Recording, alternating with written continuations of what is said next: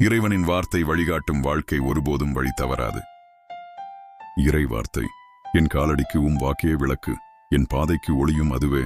திருப்பாடல்கள் அதிகாரம் 119 105 வசனம். சிந்தனை: நாம் நடக்க வேண்டிய பாதைகள் எப்போதும் தெளிவாக இருக்காது. சில நேரங்களில் குழப்பமும் சந்தேகமும் இருளும் நம்மை சூழலாம். ஆனால் இறைவனின் வார்த்தைகள் நம் வாழ்க்கை பாதைக்கு ஒளியாக இருக்கிறது. அவரது வார்த்தைகளை வாசித்து அதன்படி வாழும்போது அவர் நம்மை சரியான பாதையில் வழிநடத்துகிறார்.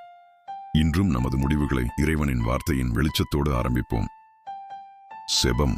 அன்பும் இரக்கமும் நிறைந்த தந்தையே, இந்த புதிய நாளை காணும் அருளை எனக்கு தந்ததற்கு உமக்கு நன்றி கூறுகிறேன்.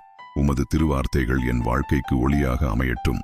இன்று நான் எடுக்கும் ஒவ்வொரு முடிவுகளிலும் உமது ஞானம் என்னை வழிநடத்தட்டும். தீமையை விட்டு விலகி நன்மையின் பாதையிலே நடக்க எனக்கு கற்றுத்தாரும்.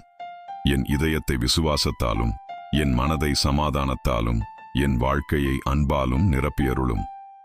நான் சந்திக்கும் அனைவரிடமும் உமது இறைவார்த்தையை வெளிப்படுத்தும் கருவியாக மாற்றியருளும். என் குடும்பத்தையும் நண்பர்களையும் நோயுற்றவர்களையும் துன்பத்தில் இருப்போரையும் உமது பாதுகாப்பில் வைத்து காத்தருளும். ஆமென்.